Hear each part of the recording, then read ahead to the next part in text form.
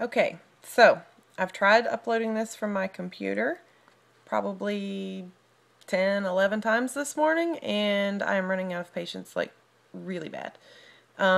Because I can't even get it to upload to YouTube. So I don't really know what's going on, and I'm at a loss. So I'm going to try it from my phone. I hope that it goes through. Fingers crossed. This is my response to week 12. This week's reading is once again hard to read without becoming infuriated.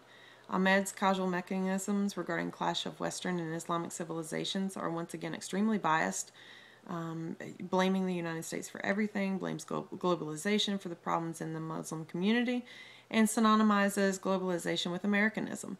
He states that globalization has been infiltrating the American psyche and culture for years through technology and overnight success stories. In his opinion, Americans are all about making a quick buck and are focused on social status and how we are viewed by peers and colleagues.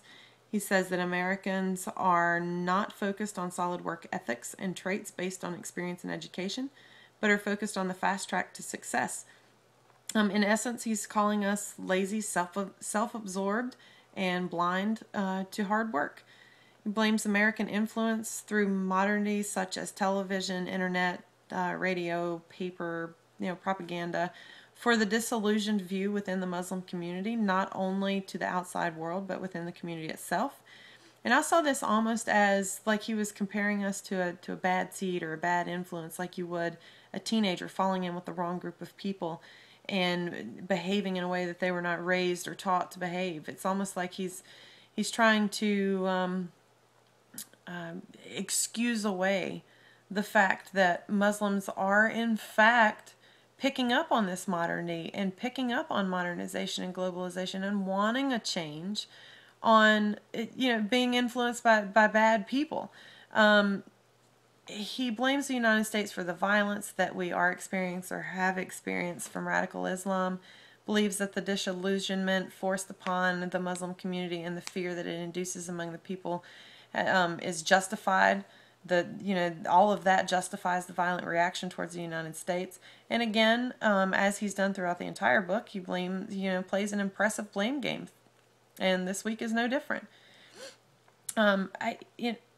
He states that Americans are all about status and materialism, and he mentions television shows like Lifestyles of the Rich and Famous and MTV Cribs as glaring examples of American materialism. And yes, they are glaring examples of American materialism.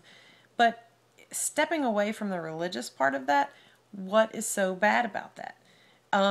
Why not want to better yourself? Why not want to succeed and progress? I mean, why are all of us in these classes?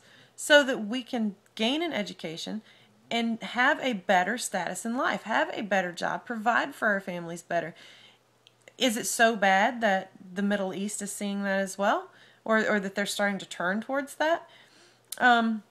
He says that the main focus of the Western world, it is this materialistic idea, and that we're imposing these ideas on the Middle East, and that's why there's conflict and unrest. My causal mechanism, or what I see that's happening, is I can agree with him in a way that modernization, globalization, infiltration of technology, and information gathering within the Muslim community or within the Middle East is playing a big part in the unrest.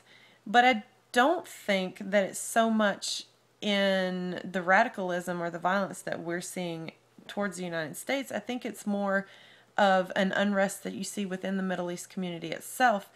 I mean, it's an inherent human nature to want better for yourself. I think that, God made us that way. He hardwired us to always strive for better, always work towards a goal. And in this point, or in the point that I'm trying to make through technology, television, internet, radio, information, abundance in the Middle East, they're seeing what's on the outside. They're no longer clamped or shut into their own place or into their own communities. They can see how other people live, and they want that. They want those freedoms. They want the better life. They want the nice houses.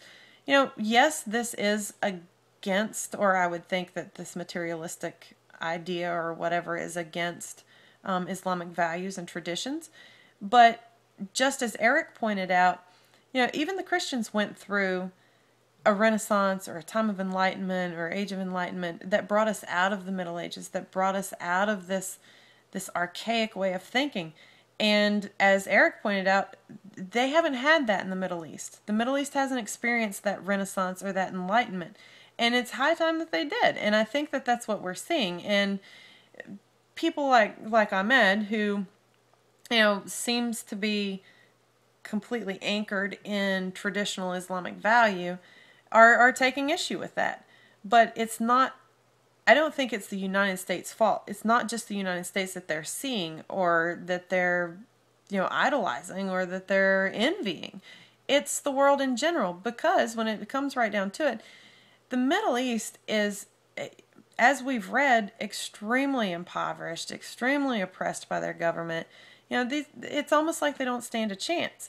So they do want for better. I mean, they want a better life. So there's my thoughts. I hope and pray this goes up to my post this time. I really don't know what to say. So, all right, thanks.